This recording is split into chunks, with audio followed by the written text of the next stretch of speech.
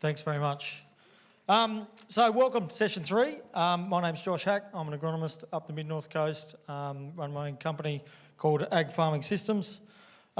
Today we've got a farmer panel of some farmers, pretty much 3 from New South Wales, 1 from Victoria and 1 from New Zealand. The theme, as you can read in your program, is resilience, recovery and forward-looking ways into the future. So these guys have been doing some development or through some tough times or even COVID, have been able to develop and expand or improve new technology. And it's going to be really exciting, and I'm excited. I've been able to be very lucky to have a webinar with these guys a couple of days ago and talk to them on the phone. And it's really good when you get to network with like-minded people, but also, like we are here today, with alternative views and those challenges, because at the end of the day, that's what it's about, is challenge ourselves and our businesses to be able to improve. So the format will be, the farmers will do a quick introduction of their farm and their business and their families and their systems, okay? So we'll go through that firstly, and then I'll ask a question or 2, and then we want to really open it up to everybody in the audience and get as many questions from you guys about these guys' businesses or their decision making and the way they see their philosophy around farming, and all those decisions that they need to make, being able to expand, invest in technology, etc. like that. So before I do that, I wanted to pose the question around resilience. To me, it's a word that gets used a lot, especially in my area where we've sort of had 2019 droughts, fires, 2 years, lots of floods, then back to drought and some more fires now. Thankfully, we've just had a really good break of rain, which is really, really good. But I wanted to pose the question around what resilient means to you and in your business or personally, because I think, to me, I wanted to pose a few other words that fit in there nicely, and some of the discussions we've had with the panel here over the last few days, and what they sort of envision in their business, some of the things that makes them drive. So the first one to me is tenacity. I think tenacity is a fantastic word. I think sometimes resilience gets tarred with, we need to be resilient. I think, you guys as dairy farmers are pretty resilient, otherwise you wouldn't be in business. So tenacity, and that lends itself to grit, right, and determination, and being able to really push yourself. And then after some good chats with the panel here, some things that come out to me was really outcome focused. So whatever it was in their project or their business at the time, they have a real clear outcome of what they want to achieve. And if anyone knows me, paperwork is not my clear outcome that I want to work on, but you give me a project that I've got to solve some problems, and I can really put some things in place to make it happen. And I think having that clear outcome of what you want to achieve, because when we get that outcome, we achieve our goals, we get success. And if we can really get that success, the bit that was in the middle there, which I only learnt really the last couple of days, talking to these guys and girls, was that clarity. Right? So if you've got a real clarity around what that outcome wants to be at the end, right, no matter what it is, whether it's floods, droughts, finances, okay, other things that get put in, regulation, governments putting things in place that make the job harder.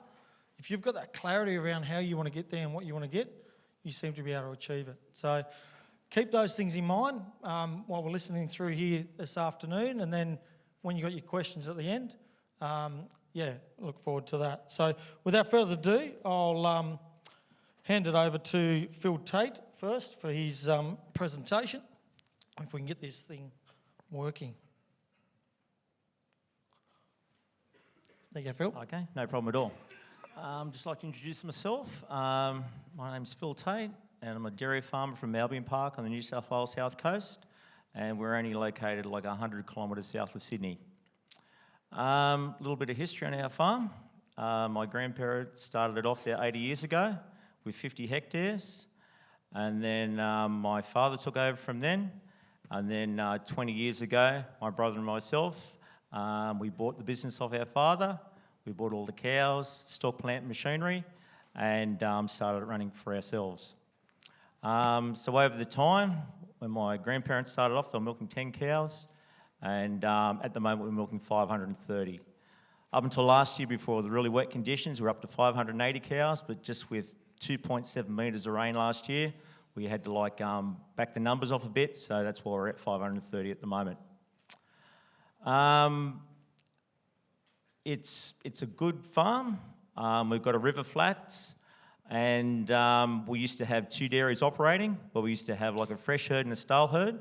The dairies were located at either end of the property, and then you had the floodplain through the middle of the farm. And that worked really, really well. It was highly efficient, highly profitable. And then in 2013, the government and the Roads Authority decided to build an $850 million freeway right through the centre of our farm, knocking out dairy, sheds, house, feed pads, and all infrastructure, so basically wiping out half of our business. So then what ensued was a huge battle with the government and the Roads Authority there to try and get fair and adequate compensation out of that. They had all their experts, you name it, they threw it at us and did valuations after valuations, and then they offered us a quarter of what it was going to cost. So we just basically said, no, you're not going to do that, and we're going to just fight tooth and nail with them. So then I suppose what we learnt was you had to assemble a team of experts to give you really, really good advice. So we had you name it, we had lawyers, we had dairy consultants, barristers, financial accountants, valuers, you name it. And then we ensured basically a 6-year battle with the government. And then when we were basically getting to the point where we were going to go to the Land and Environment Court, we finally were able to settle with them. So it was a really, really tough battle, but I think it was just the determination just to keep going. I've got a son who's leaving school next month. He's 16, my brother. He's got 2 boys. And we thought, well, we've got one shot at this, and they're keen on farming. So we thought, well, we're not going to be left wondering. So yeah, it was a huge battle, but it was great. So then after that 6-year battle with the government, then it was going to the local council. We want to build a dairy, and they go, well, what's a dairy farm, basically? So then what ensured was it took another 2-year battle to actually get a development application approval from the council. They also found Aboriginal artefacts along the way. So there was probably another 9-10 month delay. And then finally, after a 2-year battle with the local council, we got DA approval. And then they gave us a full list of conditions to get a construction certificate. And it was like we were building a 10-storey high-rise down at the beachfront to build a frigging dairy. It was just ridiculous. But what could you do? It was either do that or don't do the dairy. So then it took us another full 12 months to get a construction certificate. So where are we at now? That came through at the end of March this year, a construction certificate. And like I said, so we've been milking through a 30-unit dairy, basically 530 cows. We're halfway through building a brand new 60-unit rotary dairy now. We built a new hay shed, machinery shed, and we've 80% completed a new big loafing barn. So to set us up for our future and our children and our families, yeah, it's a good spot on the coast there. Yeah, so we like it there. Our families have grown up there. We've got a lot of family history. And like I said, it's a profitable, well-run business. So we thought, well, why not keep it going and keep it in the family? And basically for food miles, carbon and all that sort of thing, well, we're like 100 kilometres away from the largest liquid milk market in Australia there. And basically, when it comes to doing even contracts this year with the 4 dairy companies, well, we're in a very good position then to be able to negotiate and bargain with them, like 4.8 million litres, 100 kilometres away from your factory. So we're able to then secure a long-term contract with Lake Talis. And yeah. Thanks very much, Phil. We'll hold questions to the end if we can. So next up is George Massa from Southern Western Vic. Yeah, I'm George Massa. I came from Simpson, Victoria, original from Colombia. I born in Colombia. I moved to Australia with my family 16 years ago. I live in Brisbane first for 6 years. I moved to Victoria nearly 10 years ago. I moved to Victoria. I just started working with the Leslie Manor Trust Leslie Manor Trust is a dairy farm business started 20 years ago in Simpson area. They start purchase small farms. So in total, there used to be 7 farms. And they stopped purchase farm around 10 years ago. Put the farm together. We moved to it used to be a grazing farms. We tried to put the farms together, unify all the milking area in one place, landways. So we went through that project over the last, we've been a long project for the last 10 years. We converted the farm from the grazing facility to a grazing farm to a TMR system. So we started doing some trials over the years. So we moved from, we used to be monocrop, and now we are dual crop. In a lot of part of the farm, we grow in maize through summer. We do irrigation. We develop a new irrigation system as well. And basically try to get the most out of the land, increasing cow productivity. And one of the things happened in the farm, we did it was back in 2018 and 19. We targeting the production around 8,000, we targeting the production in 10,500 liters per cow, and we used to feed the cow to reach that potential. And soon as we shift to the TMR system and we change the whole system to dual cropping and do all that, we see gains in productivity, like really, really big. Just in a week, we increased in production 6 liters per cow, just reducing the amount of exercise doing from the cow. That was one of the biggest things we did in the farm. But if you come to Simpson area, or to the southwest of Victoria, that part close to the 12 Apostles, is basically, it's not many farms like us there. So most of the things we're doing there, we're doing a trial. And the trial we're getting is from a few farms here in New South Wales, Northern Victoria. And we try to try the system in there. So that's sort of like, we've been doing a lot of studies there. So we're getting a lot of support from the universities and from the research people. So it's been a good challenge. We sort of like develop, a lot of new system and try to show. Basically, what we want to do is just try to show a new way of farming in a few areas where people reckon it's not the way to farm. And sort of like lead that and show them not to be worried because we can do it, so we can sort of like multiply our business model and be an example for another dairy farmers in our area. So, yep. So. Thanks very much, George. Next up is Ruth Kydd from Finley. Hi. Hello.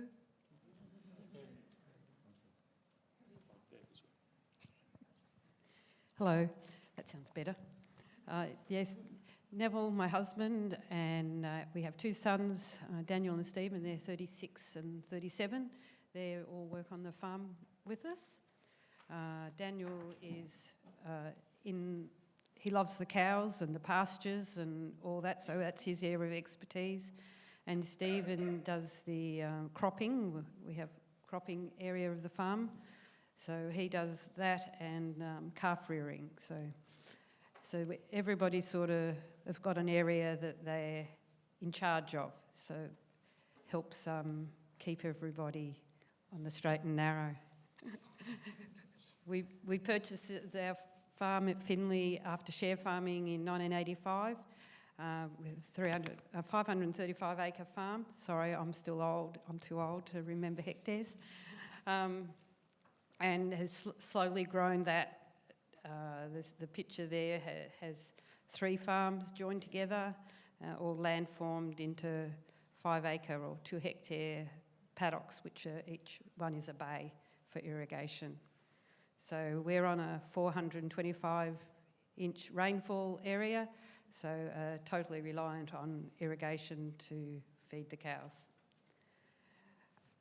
We've recently purchased another farm next door, which we're milking cows on now, so 500 through one dairy and 1,300 through another, and we're just in the process of building another dairy on the farm, next farm up the road, an 80-unit rotary to split the cows. It's too far from the dairy to the back paddock to walk the cows. It's nearly 5k on that first farm to the back paddock.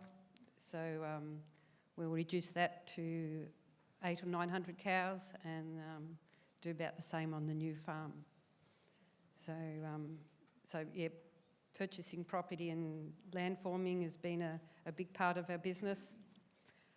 We've stockpiled a lot of silage. We've got about 16,000 dry tonne of silage on hand at the moment.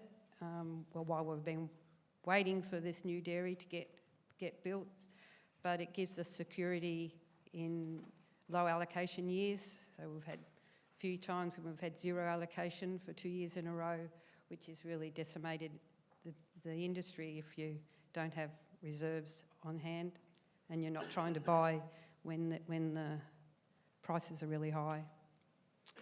Debt reductions really key, big area that we like to pay off any loans as soon as we possibly can. And developing relationships with our suppliers, our staff, industry, coming to events like this, being involved in industry committees and things really helps our business know what's going on and prepares us for what's going to happen, which really helps. And we always like to trial new things on the farm, even though we're still pasture-based. That suits us, and so we do trials. We're big enough to do a trial on different AI techniques or different pastures and things like that to see what works for us best in our region, because what works for us doesn't work for other areas. Thanks very much, Ruth. Next up, we've got Peter Morgan from the South Waikato in New Zealand. Thanks, Josh. Hey, just want to firstly say, along with Anne, my wife, really appreciate the chance to Yanni and Josh and all the team to be here, just be a part of this sort of gathering, explore ideas, challenge each other, and really enjoyed this morning. Learned a huge amount, so very grateful. So Anne and I, we're farming in the middle of the North Island. We both came from rural backgrounds. Anne came from the farm behind us there, and I came from a little block in South Auckland. And like a lot of Kiwis, went to university. It's where we met. Anne was doing vet, I was doing agriculture. Worked in other areas of agriculture. I travelled, like all the Kiwis do, for a few years, and then gravitated back to the farm as we tended to, as we figured out life, and ended up buying Anne's family farm, which is the right-hand half of that map. And then over the last 30 years, we grew the farm in 4 more blocks, ended up with this beautiful rolling ash soil that is characteristic of this region of New Zealand. So our system is now currently a system 1, so it's the lowest end of the input. We've been up as high as 3, been up to 650 cows, and I agree with Josh that the word resilience gets way overused, and I take the point that rather than actually how you're resilient to these challenges that come out of us, a lot of it's about how you actually build your system, like Phil, identify your values and what you're all about, and really understand your business so that whatever comes at you, you can absorb the shock, you can adapt around it, and work out how you keep going forward. Which kind of sounds like just farming in general, as to how we handle every day and every season and the other things that come along. So for us then, as we grew and were successful, our own values were around, obviously, build a strong business, strong cash flow, low input, very lean. We really loved the pasture base, having it as lean as possible, which we can afford to do with our particular climate, although it's getting challenged a lot more. and then pursue some of the diversity around how we have adapted around water quality, about riparian planting with year 6 or 7 into a very big year-on-year planting 5,000 or 10,000 natives a year across the farm. A lot of that front loading, as Tim mentioned earlier today, get things right ahead of the rules and regulations, as long as that does work in with our life cycle of our business and our cash flow, because we're pretty sure we don't know what the next year or two will bring, but we know in the 2030 year what we're going to need the farm, our business, to look like. So we've been structuring around that. Similarly, for the other things that are important to us, our staff, we put a lot of effort into making sure we have continuity there of their roles to be able to slowly game them up and ourselves out. We're halfway through the mating season right now. First time in our career we've not actually been on farm driving that, so that's pretty valuable. We've got 3 amazing young kids who won't be farming, all in their 20s. One's a vet nurse, the other 2 are environmental scientists, so they're out saving the planet. We're busy feeding the planet. So we reckon the score's pretty even, or tipped in our favour slightly. COVID taught us when push come to shove, which one do people worry about?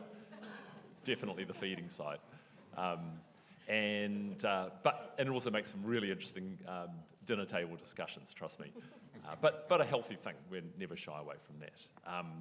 We've worked hard on developing a beautiful, healthy herd. And whilst we've run a simple system, we've been pretty reluctant to over-capitalise it, so running things real lean, until we could find solutions that would leapfrog over a whole lot of things that rust or break down. And so we've ended up moving towards the virtual management. So starting about 5 years ago, talking with a little New Zealand company that worked very hard on developing a fantastic virtual management tool, which parallels alongside most of the techs that are around now, ear tags, collars, but this one has the dimension of allowing you to work backwards, kind of the opposite of what you've done with your farm, Ruth, with the subdivisions. We've taken out almost 2/3 of all the fences, create these mega blocks on the farm, as you see in the upper picture, which then enable you to answer the most challenging and opportunistic question, which was, if you could do anything with your land, anything you could think of with the grazing and the cropping, everything non-linear, what do you want to do? And that's actually created this whole new stimulation of dimension to how we think about our farm business now. And now we're trying to backload the learnings from each other as farmers as we build up a critical mass of a couple of 100,000 farms, 15,000 of which are in Tassie now, who are running virtual management systems, and then the research and all the other implications for what it means if you can do things like that. And then lastly, we've just got quite a few industry off-farm things that mean a lot to us. I've just had 2 weeks in Thailand with a couple of others from our industry who are investing a lot of effort into shoring up their industry as we head to an FTA. So we've made significant commitments to strengthening up their business, dairy industry over there, so that they can withstand what happens when the barriers come down, and we will go in there and and that's been very rewarding. That and a few teaching positions, but real pleasure to be here. Thanks. Thanks very much, Peter. Next up, we have Abby Smeets from Moorland in New South Wales. Hello, hey everyone. I'm Abby. Peter's farm was called Moorlands, but we dairy farm in Moorland, so I thought that was quite interesting. I'm on the mid-north coast of New South Wales with my partner Ben, and we've got 2 young boys, Reg and Roy, and we bought our farm 2 years ago now. So Ben's managed herds and then gone into, we leased a farm for 5 years, and then we've just bought our own farm, which is right place, right time.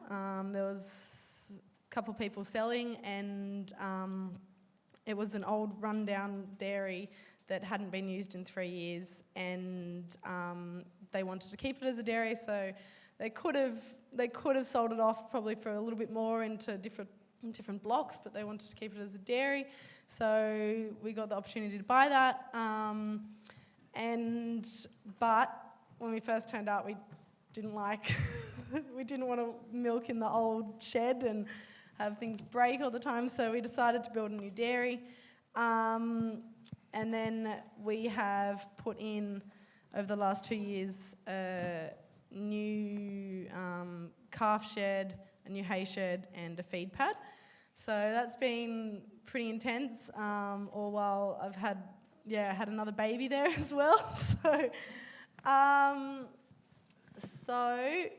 We leased the farm, then we moved to purchasing our own farm, and then we put the auto feeder in and the feed pad.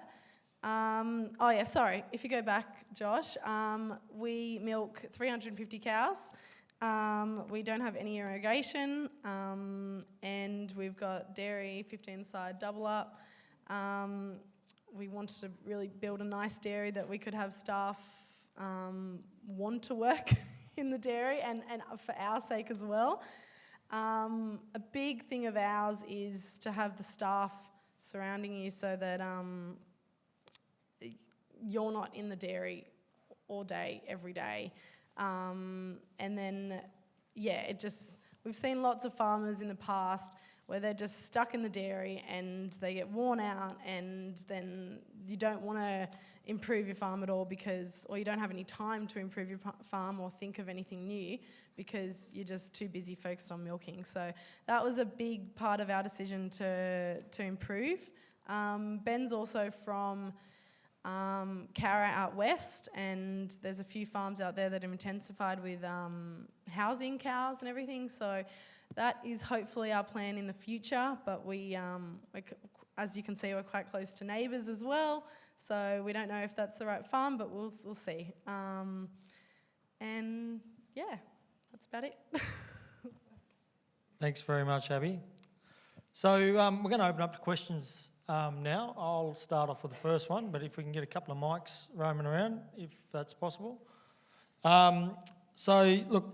Phil, I'll ask this one to you, but please, there's a lot of experience on the panel as well, but what would you do different in your planning and preparation, and what would you like to see, I guess, more support and understanding when going down the investment and growth line like you guys have, especially around the government and council requirements that really aren't dairy specific and creating challenges and roadblocks for you guys? I think if basically the governments and the councils just have more understanding of what's actually happening out there at a grassroots level, because particularly in our situation there, they've basically got no idea whatsoever. So I think some form of an education process for some of these, like I said, organisations. So when they get people who want to move forward, which you have to do all the time to invest in the future, they've got some idea what's going on out there.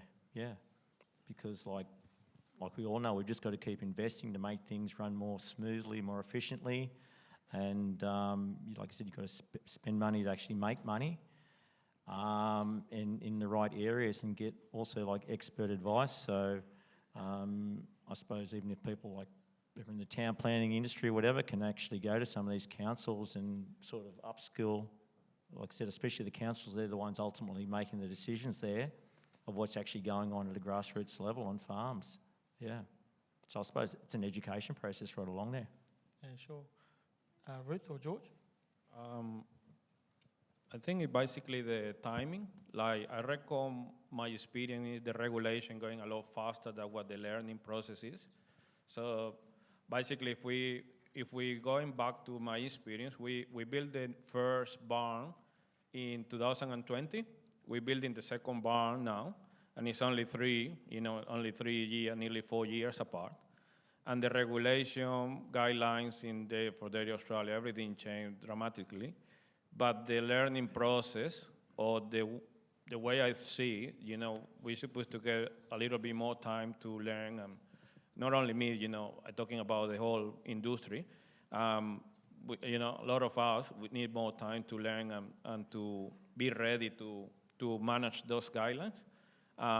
Because otherwise, the challenging is getting high. And also, the regulator is not even prepared. That's what I think, that's what I see. And I reckon it's all about timing, timing for learning.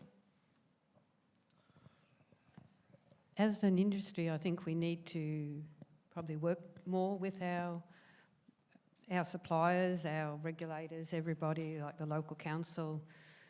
How often do we go and say hello to the local councillor and tell them what we're up to, and our local member as well, just to keep them informed so that they know what we're doing. We're pretty lucky we're in a small council, but yeah, took 3 years to be allowed to get a B-double truck into the driveway, which is ridiculous. We have the advantage of the intensity of dairy farming and the proportion of influence that we have relative to a lot of the other industries. I was talking with Phil about this over lunchtime. So we get the advantage of collectively having a voice together as farmers, both as farmers, as farmer organisations like Federated Farmers, and then through Dairy NZ and the other industries. So if we have something, usually there's a whole lot of other farmers in the same boat. And if they're not, if it's for the collective good, particularly with the Fonterra approach, we're so used to 90% of us all being literally in the same business that we can mobilise a significant amount of support. Although we don't drive tractors up main streets, we go in the back room and make sure we have those quiet but firm conversations with the right people. Sounds threatening, but it's not that. All right, I've got a question for you now, Abby. So, look, challenging and being your parents, right? I've got 4 kids myself. You guys have had a couple of kids right in the middle of sort of COVID / now moving your dairy to then from leasing to then building a green site. Just tell us a little bit about, there's younger people in the audience that might be looking going down that share farming or wanting to develop and grow. What did you put around yourselves or friends or workshops or people? Lots of people. Yeah, we try to surround ourselves with as many people as possible. We don't have family that's close by, so all of Ben's family is out in Cowra, and I've got my mum and dad in Sydney, but they're working full time as well. So we only had them come up every weekend to help out, which was a lifesaver. But like staff, you just need to be willing to pay staff, if they're good, to keep them on. Like, we've got a guy that's probably way overpaid working for us, but just so worth it. Like, he is interested in the business and wants to push forward and try new stuff with us as well. Also consultants, so when you're in the tough time and you haven't had any sleep the night before and everything, it's always good to have those consultants come in and they can look at your farm in a whole different light and tell you different things as well. We got lots of help from our suppliers as well, because we like to stick with the same suppliers so that they know that we'll pay them on time, and yeah. And then also government grants and subsidies and everything. The consultants help you with that a lot as well. So just talking to people and people giving you new ideas, that really, really helps. And childcare. Yeah, thanks. Next question to Ruth. What sticks in my head, Ruth, is John Mulvaney and Phil Shannon, and around that expansion, or do I get a profitable business that's doing really well, and then do I duplicate that business? And your decision making around, you've got 2 dairies now, and then now you're going to go build that 3rd. So you are looking to duplicate that business and grow, rather than the alternative to, do I just intensify that current business I've got, rather than investing in new dairy, in new property, etc. For us, I think we know how to grow grass. We know how to feed cows on grass, how to manage cows. We've built a 3-way cross herd that's really good at walking, and they're very tough. They cope with our system.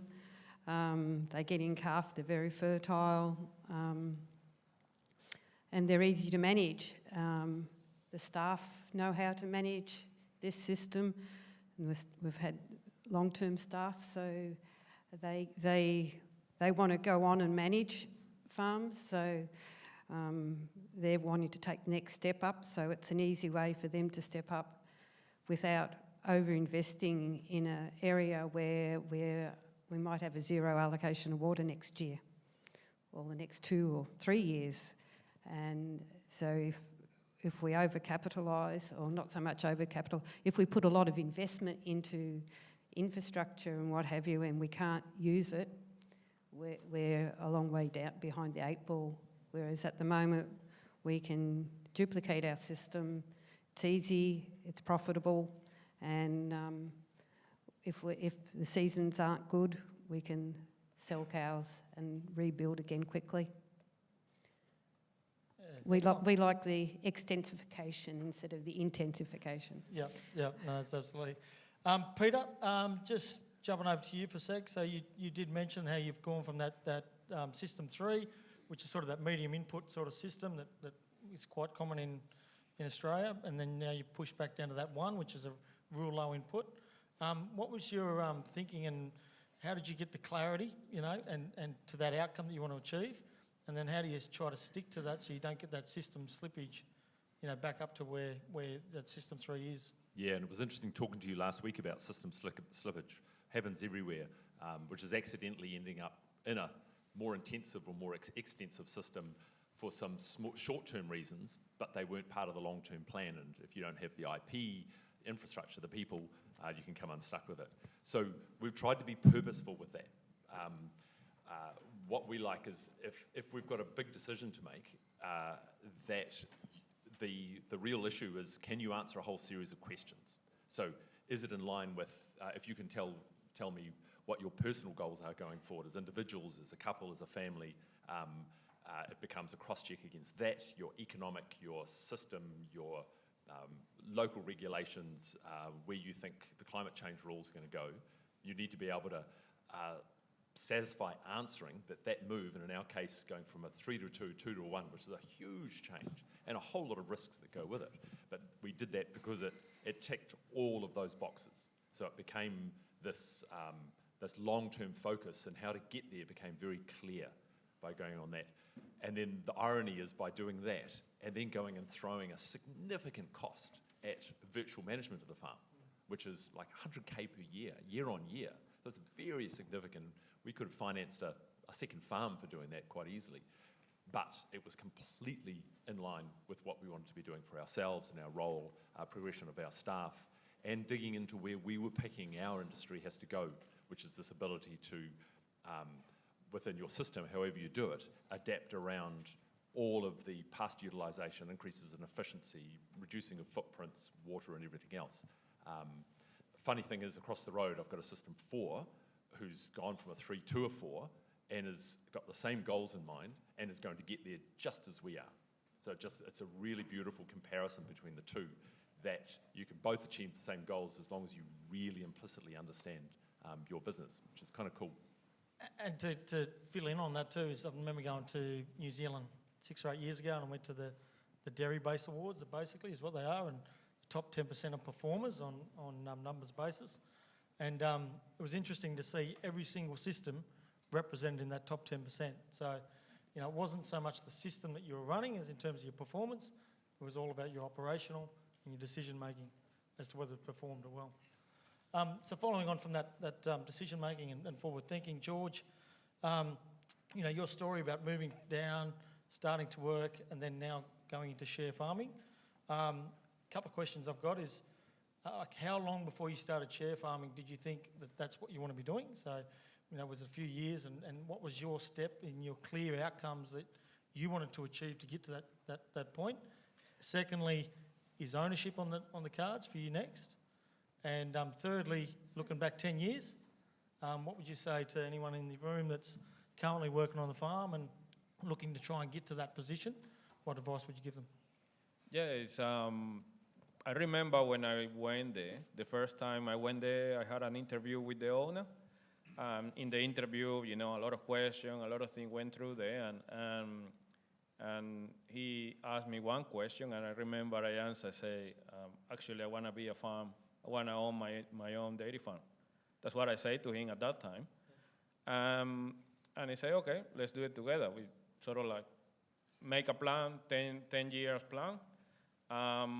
And now basically what we did, just this year, we just made the second 10-year plan. So now, I'm gonna be in the, 20-year plan at the moment.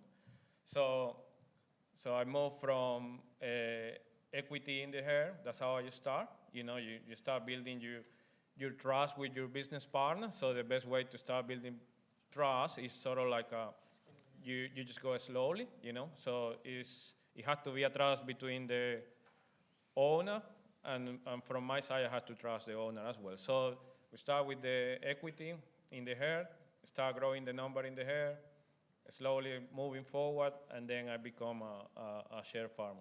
So now we sort of like, we went to the part now to the land ownership, and it's sort of like, it's not a question anymore, it's already happening, so I'm already in that path. What I'm saying is like, to everybody gonna start at the moment is, you need to prepare yourself. If you do a project like that, you look 10 years time, do the 10-year planning, the business plan for the next 10 years in your life and also in your business.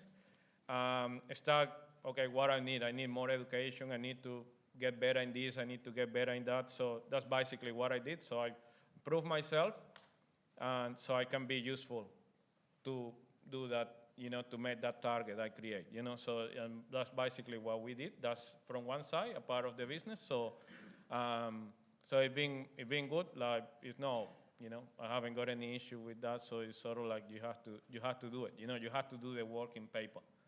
So That's awesome, George. And I think, that answered to a lot of the people in the room probably too that are business owners. So, it's not just about what you want to do as a worker and then grow. It's about that partnership. If you can get that trust with the owner or the business or the company, and work through that together. And I think that's a good point. So, any questions from the audience? Yep. Yeah, Just state your name and who you want to ask a question to. Yeah, thanks, Josh. Graham Forbes. Yeah, I was going to ask Ruth a question about sheds, but I heard she's allergic to them, so I'm not going to ask her a question. But, I'm surprised they actually put a shed over the new 80-cow rancher they're building. But Ruth, one of the challenges you've gone through in that, and I think still going through, is that you can turn the lights on, but I don't know how you're going to turn the milking machines in the back on. So can you explain how you're working through that process? We got quite a surprise when we went to the, I've gone blank now, to the Power Authority to try and get power extended from the farm next door that we also own, that's got a 200 kVA transformer on it, and move it to the farm that we're building the dairy on. And they said, oh yes, we can do that, but we have to upgrade the power lines 15k back to the highway, which is about $1 million before we start putting the extra line in. And every option that we went through, they wouldn't, we had to still upgrade the power line, even though we already have access to that power on the neighbouring property that's ours. So now we're looking at trying to develop a off-grid system to try and supply the power. So we're looking at the battery, solar and generators, and a series of generators, because if you have a big generator and there's no battery or anything, and you just want to run the lights, you don't want to be running a 250 kVA whatever generator for a small amount of power. So then you've got to have all these generators that are staged and synced so that we can just get power, which is really frustrating, because just down the road there's a great big solar farm which is the offset for the aluminium smelters up here. So Definitely lots of challenges there, and I think that's going to be another symposium. You'll come back and tell us the answers, I'm guessing, Ruth. Any more questions? Yep. Yeah, Josh, Adam Darley from the Mid-North Coast. Probably a question to Abby, but I'd like a bit of feedback from the others as well. Financing your business with buying property, building a dairy and whatever, what are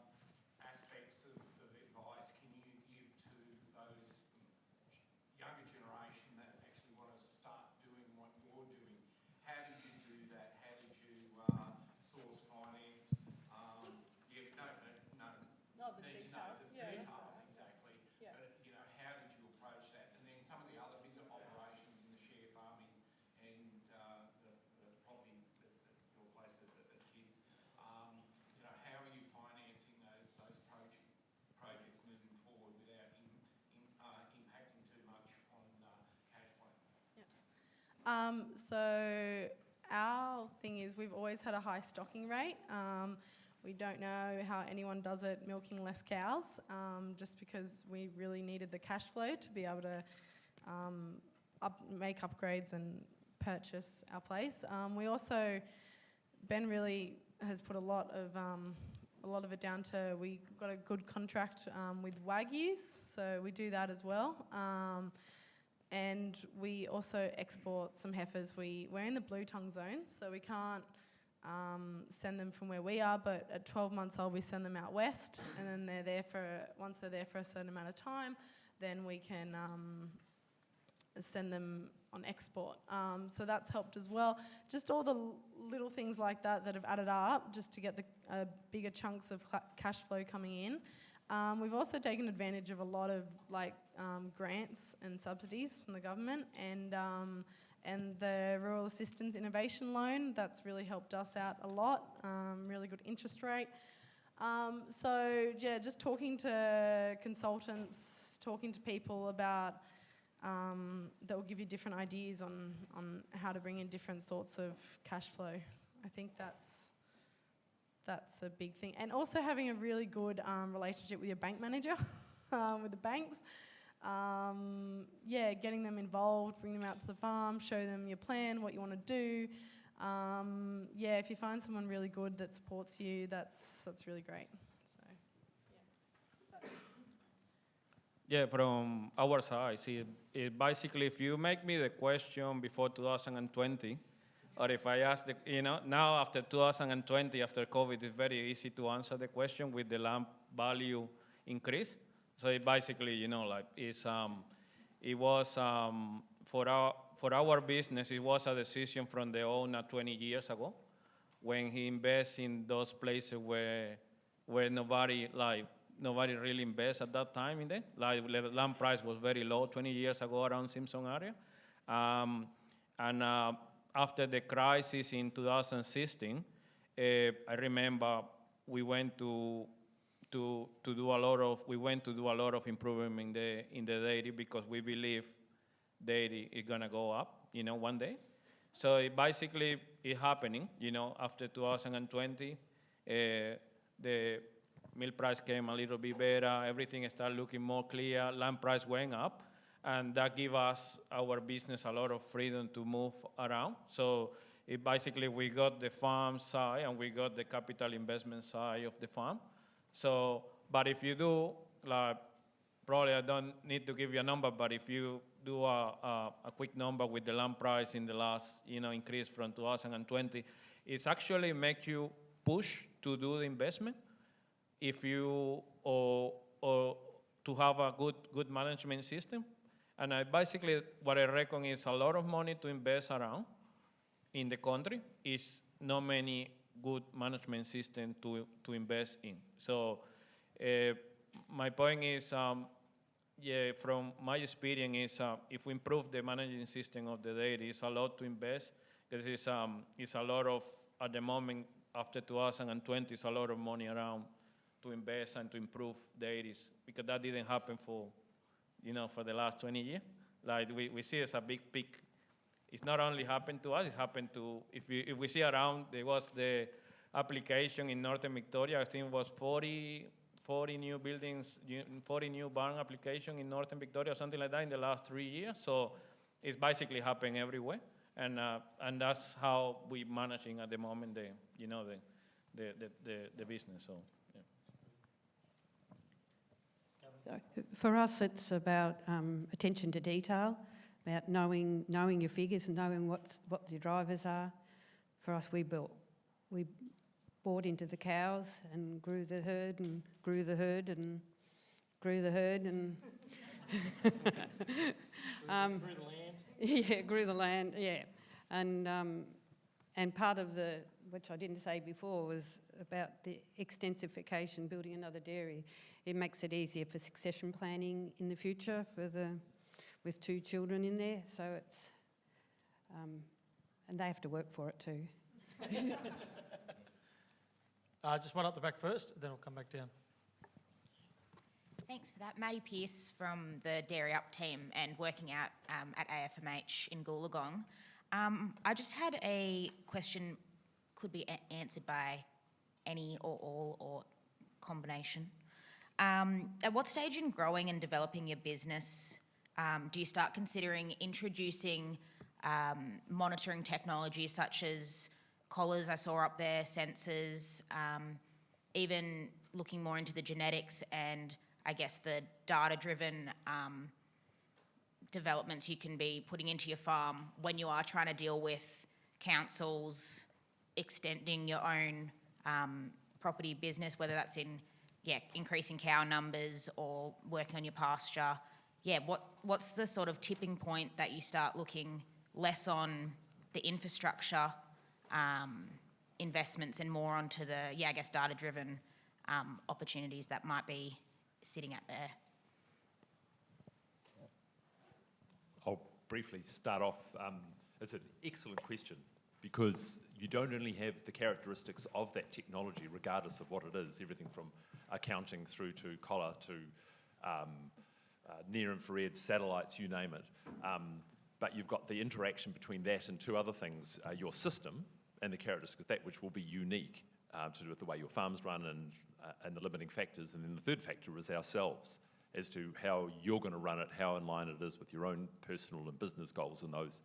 And therefore, trying to bring those three things together, when you've got a salesperson just trying to sell you this thing and telling you it's going to have this effect to your bottom line, you know straight away that's not going to be the case. So building together through a whole line of evidence. I mean, all these things have to be evidence-driven. So talking to people who are already using it, finding out their system and their personal, and then the results that they got. Modelling your own system, a bit like Ruth talking about your financial literacy, which is one of the answers to the question earlier, that our advice to people starting off is the best thing you can do is become really proficient at running a budget on anything and doing sensitivity analysis, and you learn it. Anne's incredible at it. But you also learn a whole lot about yourself, your own stress test and how you feel about risk, and will you sleep at night with this many zeros? We'll put another zero and will you still sleep at night? And once you understand all of that and can measure up the value proposition of it, so pin down what is the direct value on it, it's a lot of work. And at the end, there's a little bit of a leap of faith because there'll be some elements in that that's very hard to predict.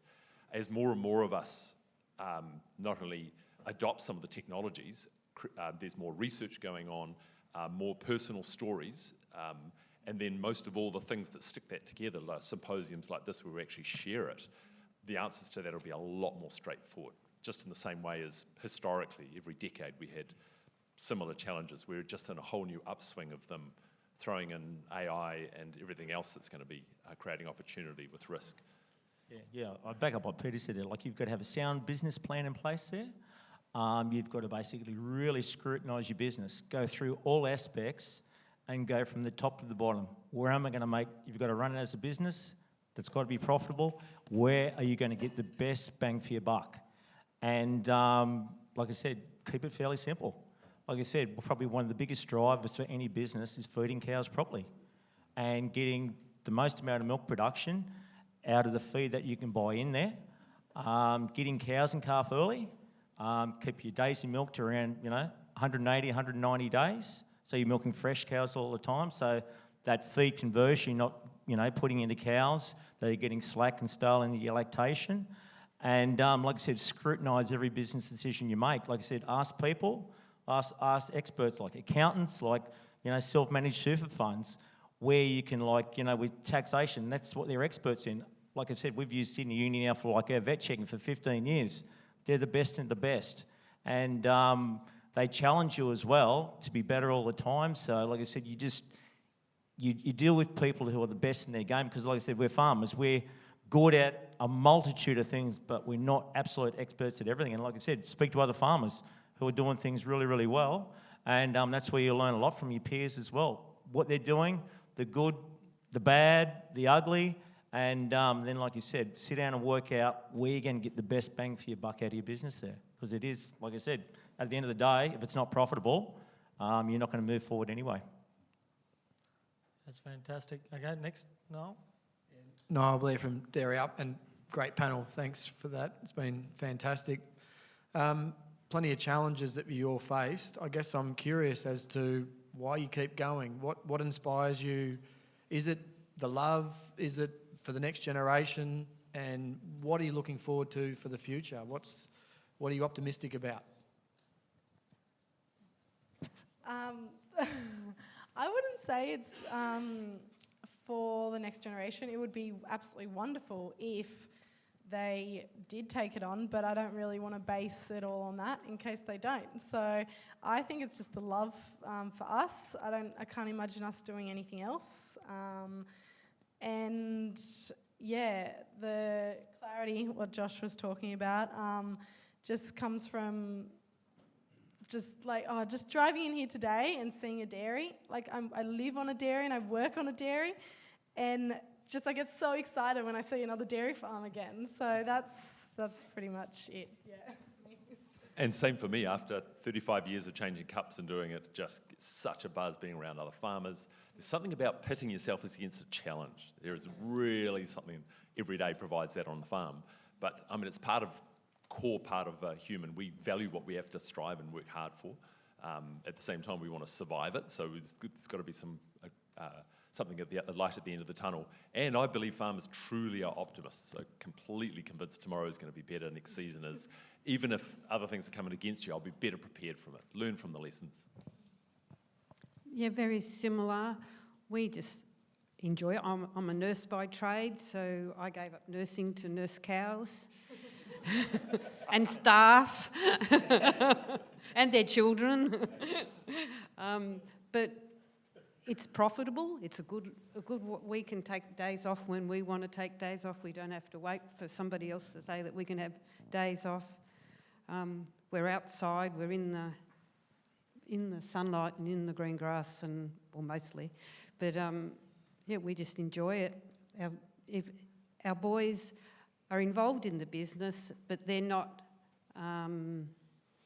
They don't have to be in the business if they want. They get paid better than what we pay everybody else. But if they want to leave and do something else, they can go and do that. It's their choice.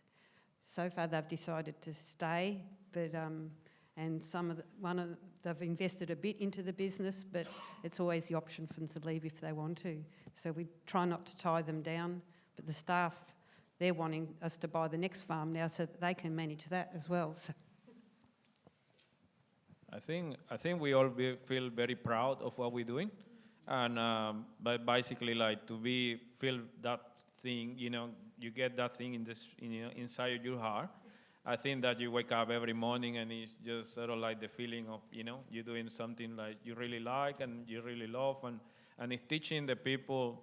That's a good thing, every day I wake up and try to learn something from the animal as well. You learn a lot of things from the mother nature, and it's fascinating.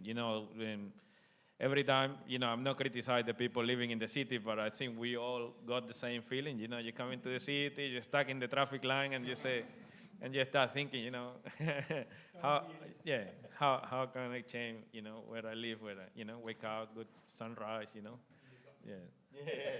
Yeah, so, I suppose, we like doing it, and like I said, especially in our situation there with the younger generation coming along there, that's what's been really, really inspiring, how they want to, take it on, and to provide them with, technologies, moving forward, because the younger generation now are just so tech-savvy, and to put them in a position where they're going to be able to run a profitable, well-run business and producing a product which everybody needs, because it was just such a real eye-opener during COVID there. Before farmers, bloody farmers, who the frig are they, whinging bastards all the time. But when they went to the supermarket shelves and they were panicking, milk was running out, meat was running out.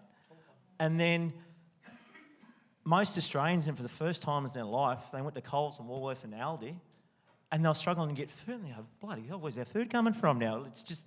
And I think for the first time in their lives, they realised without farmers, they're buggered. And that was a sort of a feeling that without us, this country won't survive. You can't eat too much coal or iron ore or stuff like that. You're not going to survive very well on that. But, farmers are, part of the backbone of this country. And, it was a feeling to finally be appreciated after such a long time there not being appreciated. So, yeah, we're doing something good for the community, and, yeah, it's a really good feeling, actually. Great question. Mark? Yeah, Mark Lucas, Trumet, agronomist. It's to you, Peter. It's the initiative, I understand, with the whole useful life scenario with bobby calves in New Zealand. I took a group to Risington Ag who were going to breed bulls to produce those calves. Is that going to change the dynamic with people with off-dairy farm grazing? Because those calves are going to be around, whereas before they probably were slaughtered at a young age. And just your vision on it. I think it's a great initiative, and I implore the decision that New Zealand has made about doing that as well. So I don't know whether everyone's engaged in that overall concept, but I'll leave it to you. Yeah, and it was great that that came up in the discussions before lunch. Anne and I were talking with a few farmers about it over lunch. It's a great initiative. We've got a significant political and social pushback against bobbies. And the biggest problem with bobbies, we quite readily admit, that we don't have with our possums, which are a big problem, is the bobbies are cute, possums are ugly. In New Zealand, no, it's true, I'm afraid to say. And in New Zealand they aren't, the Australian ones are not. They're beautiful. I know, you guys are touchy about this, so I just want to make the distinction. But, and so we have no problem wiping out our possum population because of tuberculosis in particular and the destruction to our wildlife. But our problem is the numbers aren't looking like they're going to work. We just don't have any way of actually carrying that significant proportion, just those millions of male calves through to rearing, and in particular for rearing them on milk. So we've got no idea how we're going to do it, and unfortunately the horses run away with the cart, ahead of the cart, because not only the government but Fonterra have actually said this is what we're going to do. Yep. Our beef industry's going, we're not sure how this is going to work, and we in the dairy industry have got no idea at this stage. So it's very aspirational, and while it was, honestly, the discussion that we had prior to lunch was more than the discussion I have heard in the last couple of years within New Zealand. It was a little bit too hard basket.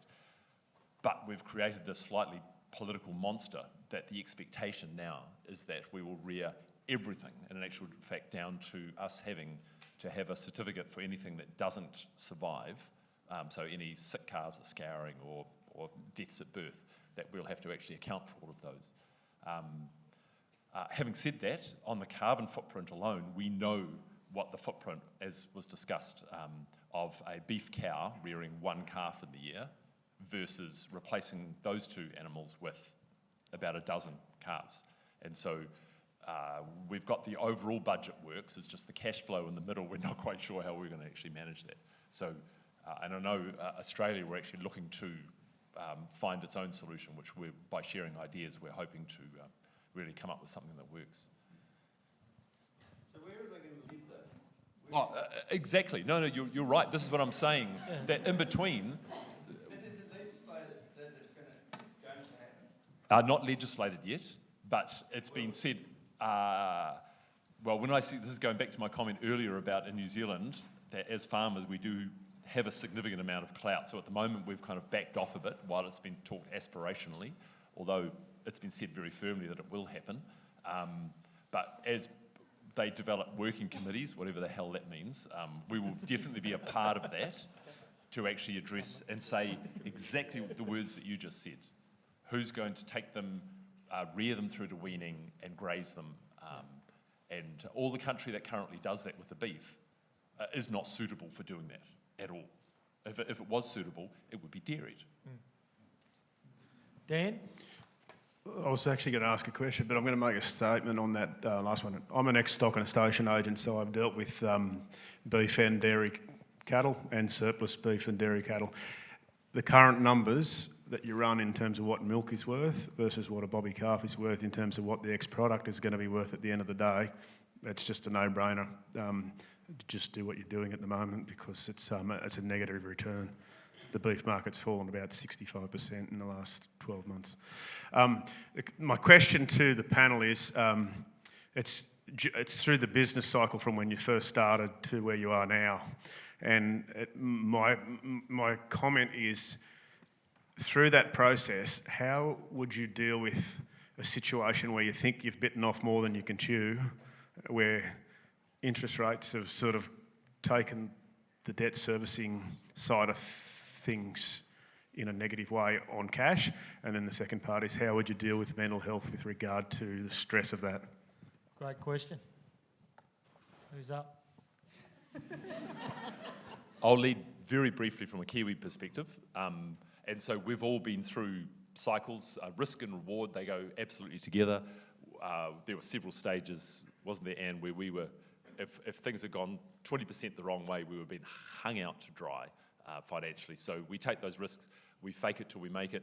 You just double down, get a second job, do whatever it takes. It's one of that clarity means, and I said to you last week, Josh, that the thing we'd have in common was failure also almost is absolutely not in your vocab, only because you're so sure you would do anything it took to get through. A bit like being a parent. I mean, you just get up and you just keep going. And so we know we'd do that, as have many generations before. Mental health, I know in New Zealand, in our particular area of through my whole career, it's been carnage.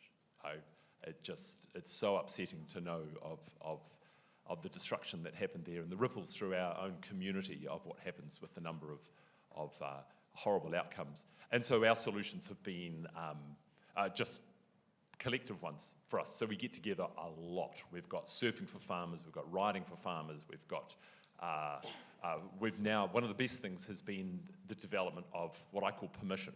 So I now can go to any of my boundaries with my 5 neighbours, lean against that, and I now have social license to actually ask them pretty much anything now, which is so great. Yeah. Look, you name it. I mean, honestly, about how they're getting on in their staff and their personal relationship and their finances. And the thing is, of course, you soon find out that all of us have been through the same thing. Yeah. And you think you're the only one. But that staunchness we had to get through historically was actually what got us through. It can be weaponised, though, which means we try and do it by ourselves. So that was our solution. Yeah, no, I feel the same with, I feel like a lot of farmers just all separate, and it's not a competition. Like, we're not competing with each other with markets and everything. It's, you get paid separately for your milk. So it would be really good if more farmers could come together. Because you don't see it much, so. For us, we started out in 85 with 40% equity in buying our farm. We owned half the cows. We owed Neville's parents for the other half. Within 2 years, interest rates have gone from 12% to 23%. But we did it together. We both got together and the farm didn't even have one paddock that you could shut the cows in. So we had hay band, because the fella had left a baler there. We pulled out the hay band and made a cow yard that we could shut the cows in. And we did it together. Just work, head down, bum up, and get on with it.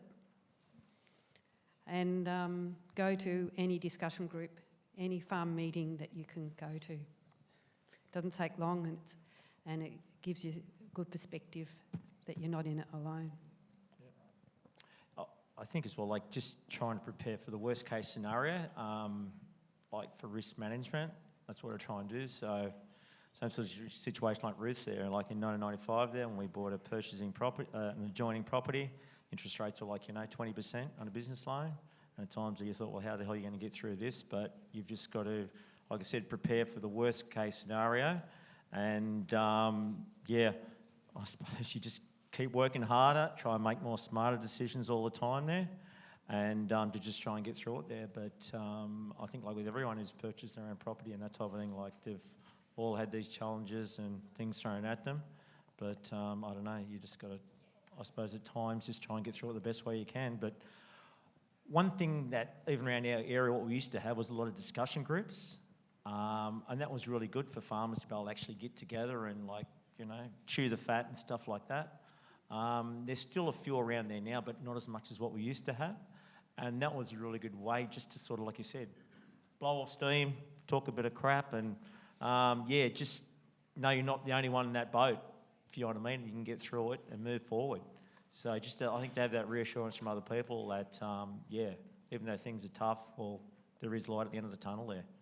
And I suppose just have people there, peers you can actually talk to, mentors and stuff like that. That is a really big thing as well. Yeah. All right, 2 more questions and then we'll pull it up. So just one here. Hello. Hi, Sabrina Lomax from the University of Sydney. It's been really great hearing some perspectives on getting into the industry and different ways of doing that. I'm actually a beef farmer, so a bit of an imposter, but we're currently going through the succession planning journey with my family, my partner and I. And I guess mainly probably to Phil and Ruth, just to hear some of your experiences without too much of the gritty details, but sort of how you approach succession planning with your kids, or how you maybe with your parents or your partner's parents, Ruth as well. Just kind of some approaches on that, because it's a bit of a challenge. I have a lot of discussions with young people trying to get into the industry at the moment, and it seems to be a real challenge, and just looking at different approaches to that.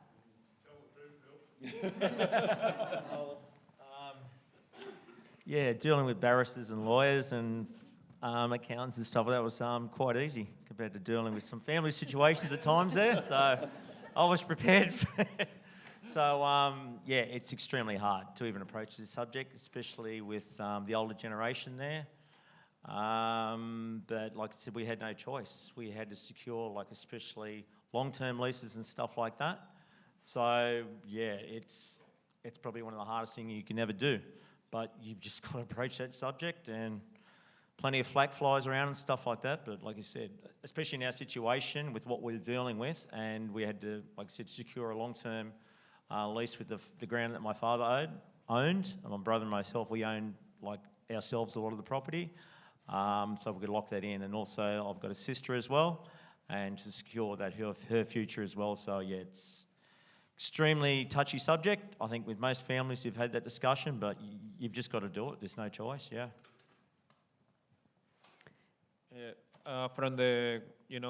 From my point of view, it's a little bit different because it's not family related, but it's a business partner relationship. So we try to do the same, with the legal advice, everything in writing, everything in paper. Sometimes you don't even want to read because it looks a little bit ugly, the way how, you're treating each other in paper, but it has to be done that way and also thinking of the words, we sort of come up in the meeting and we say, how about if I get run out by a bus tomorrow, or things like that, so it sometimes it sounds a little bit funny, but can be realistic, and that's the point where you want to get through and you don't want to start thinking about when those situations happening. So I think it just give you more relax. You can go sleep well today if you got everything in paper, and writing is the best way to do it. For us, we share farmed for Neville's parents, and they didn't want us to buy into the farm. They wanted to, especially Neville's dad, wanted to leave it to us. And we were young and didn't want to wait for another 40 years till he gave it to us. And there was no opportunity of buying next door. It was in Jindervik, very closely settled, expensive land. And so we decided to go out on our own, and Neville's dad was extremely upset with us. But after a couple of years, he came around. You could see that he was really proud of what we were doing, sort of thing. So that was really good. For our children, we're in the process of trying to have a clear succession plan, but we're still working on it. But yeah, as I said before, up till now, we've made sure that the children are paid well for their work, and that better than what they could get elsewhere, and that they have the opportunity to choose what they want to do if they want to stay or want to go or whatever, so that don't feel obliged. Yeah. Okay, last question. Up the back there, thank you. Hi, I'm Maya. This question is mostly directed to Peter. So you said that this is the first time that you have properly left the farm during your joining period. So what's your sort of tips or secret in regards to your staff training and progression that's allowed you to leave the farm during this important period of time? For us, it's been a central goal for most of our career to develop really good people, educate them, give them areas of responsibility from as early as possible, and to give them a clear pathway ahead. If that pathway involves staying within our business, that was good. In the first week, we've famously had the same conversation with all our staff, and they joke about it now, that we will start planning when they leave from the first week. You will be leaving us. It could be in a year, it could be 20 years from now, and we want that to be the most significant step for you as you go forward. We give them responsibility from the first day. It's one of the beauties of virtual management. That is, on day one, we show them how to measure the pasture, address all the fundamentals that Phil was talking about that drive the whole business. Really efficient allocation, residual. We'll show them how to do it, and we'll do it every day. And they will be from every day straight in the driver's seat of the business, so they're completely immersed in doing it. And they feel valued, they learn very fast. It's a bit of extra work for us initially, but it means that we can take our hands off the handbrake. If you've ever taught your own kids to drive and your hand hovers over the handbrake as you're trying to show you trust them, very quickly. And what that does is only part of that teaches them how to become better farmers, but a lot of it gets them to answer the most important question, which is who they are, where they want to go, what's their strengths and weaknesses, and why they want to be in farming. So they end up fighting to be the best farmer they ever want to be, like we all have, and find their own motivation. And it's amazing how that's worked for us. Obviously, it works with our personalities, that we're driven like that. And then very clearly within that first season, the vast majority of them have always chosen to stay, and in actual fact, we end up having to lean on them even harder to leave, just because we realise that they've capped out as to what they can do.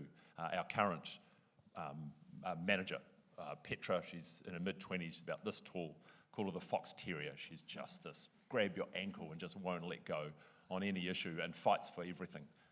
It's because we gave her that opportunity. I think all of us have to find our own way to use your system and your own personalities to motivate but I think in common they all need a pathway ahead, and we do have a collective responsibility to develop them as much as we can. Yeah, thanks very much. So the race that stops the nation is just about to start, so we need to get moving. So look, I want to leave you with one last quote before we finish up, and actually I think nearly every session has mentioned Tim this morning, but it relates to your point 5, Tim, and that is that it's not the strongest of the species that survives, nor is it the most intelligent that survives. It's the one that is the most adaptable to change. So without further ado, please thank all of our speakers here today.